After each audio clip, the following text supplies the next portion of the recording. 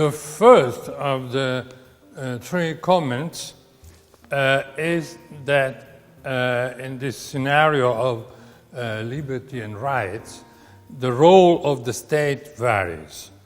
If you look at the personal and civil negative liberties, it's mostly a negative role, a role of non-intervention. The freedom of the citizen is the result of the abstention of the state. This is not totally true, because if the state has to protect your personal security, the state, of course, has to set up a police force, and if the state has to make political life possible to, let's say, to organize elections, the state needs funds and officials capable to do so. But in general, negative rights, liberal rights mean a retreat of the state. On the opposite, if you look at social rights, it's clear that the state has to intervene proactively.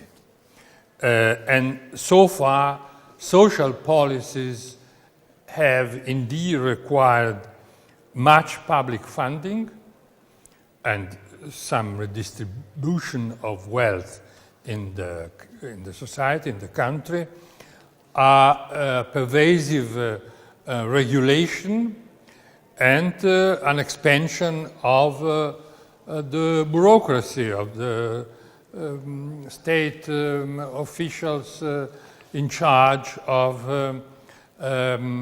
managing social policies.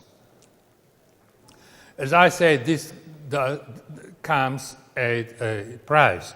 The price is what liberal or neoliberal thinkers have pointed at. The expansion of the public debt, the expansion of the bureaucracy is the cost for giving the citizens a larger chance to self-realization, to positive liberty. But on the other hand, it can be the first, or it can be a step, a move into the road of serfdom. The road of serfdom is road to serfdom. Is the famous book published in 1944 in America by the Austrian economist Friedrich von Hayek, which is, so to speak, the Bible of neoliberalism. On the opposite side of the political spectrum, opposite to Hayek, socialist and communist critics of, let's say, of the liberal liberties have contested the purely, as they say, formal nature of negative liberties, which they mark or they criticize as bourgeois liberties, because the working class, the poor, and so on, is not able, lacking education and lacking good life conditions, is not able to really make use of those rights. And these critics add that, or use it to add, that only in a socialist society these rights and these liberties can be enjoyed in a substantial way. After not only after the downfall of the Soviet Empire, but also after the self-criticisms of Western socialism, it seems today to be more appropriate to speak, on the one hand, of a value in itself of liberty, but to point, on the other hand, at the necessity that those liberties are accompanied by policies creating the conditions for their enjoyment, for their fruition on the side of all citizens.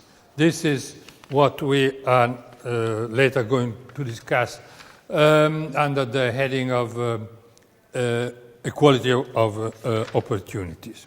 The second comment is that a right for the citizen is not always and not necessarily matched by an obligation for the state. Nobody would, or at least in Europe, would deny the justification of a right to work or of a right to a clean environment, but this does not mean that the state has to create as many jobs as necessary for employing all unemployed citizens, or to intervene in a massive way in the economy, in the environment, to reinstate pristine conditions. And the third remark, or the third question, is: are we in the presence of natural rights or historical achievements? Neither, I would say. Natural rights in the sense that they are inherent to the nature of the human being may be philosophically argued, but what remains true is that natural rights become valid and effective only in a civilized stage of humanity, and in the state of nature it would be meaningless, pointless to speak of natural rights, except in the Hobbesian sense of a right of everybody to do and to enjoy whatever he or she wants, which is exactly the total, which generates the total conflict, the bellum omnium contra omnes, of which the state of nature is made. For rights to become effective, you always have to take into consideration the historical evolution which made this effectiveness possible. And one more thing. In recent years and in some corners of the political debate, I find, let's say, too much of a focus on rights and too little interest, too little attention for the political struggle, which is necessary to assert first and then to implement them. See you soon.